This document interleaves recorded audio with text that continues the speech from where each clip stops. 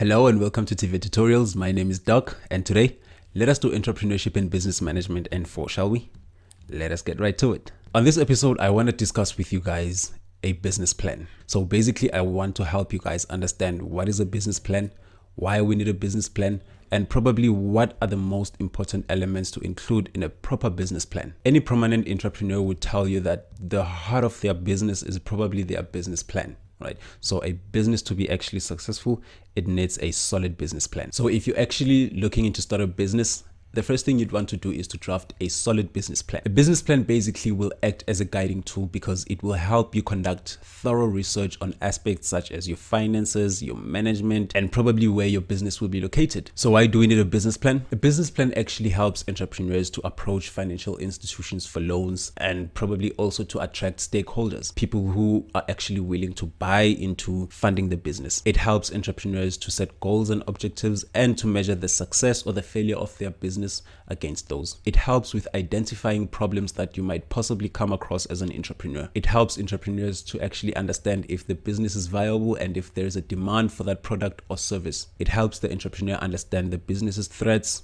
weaknesses, strengths, and opportunities. Although there isn't a standard or generic format of a business plan, it would really help you to understand that there are certain elements that a proper business plan needs to have, and these are the elements. Your business plan needs to have a solid cover sheet and content page. It needs to have an executive summary. It needs to have a description of the business. It needs to have a solid marketing plan. It needs to have a solid financial plan. It needs to have a solid managerial plan. It needs to have an operational plan. Even though this one is actually optional, it would help to include it. Your business plan also needs to have a conclusion. And finally, it needs to have a solid appendix of supporting materials. Let's talk about the cover sheet and the content page of your business plan. Basically, the cover sheet needs to have information such as the name of your business, the logo or emblem of your business, the names of the entrepreneurs involved in the business, and also the physical address and contact details of your business. The contents page basically gives an overview of your business, and you need to take note that everything that is drafted in this page is accurate and it gives the correct references to pages. Then comes the executive summary. Basically, the executive summary provides an overview of what your business is all about. It highlights some of the aspects which are discussed in detail in the rest of the document. The purpose of this is to actually grab the attention of potential stakeholders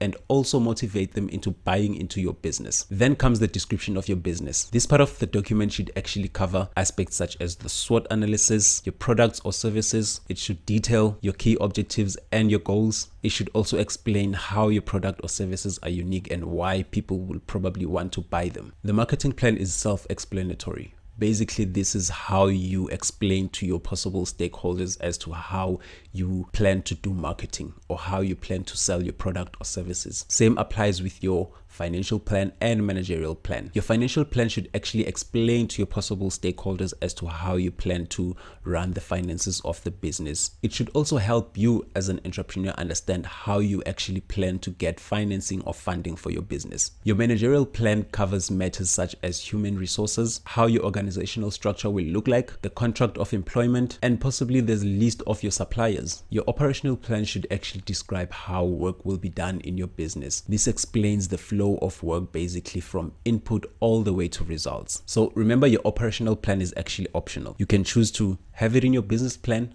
or you can just leave it out. Your business plan also needs to have a conclusion. Then finally, you need to have an appendix of all your supporting documents. Basically, these are documents such as your legal documents, your policies, your procedures, your financial documents, all the statistics that are to be used in research, your CVs, the layout of your business, and also the business cards if you will have any. So in summary, your business plan will actually act as a guiding tool for you as an entrepreneur because it will help you conduct research. It will help you understand how your business will work. It will also help you plan how your business will flow. Thank you for tuning in. Remember to like, share, comment, and subscribe to our channel for more video lessons from myself and my team at TVET Tutorials. Click on the bell icon so that you are instantly notified every time we drop new content.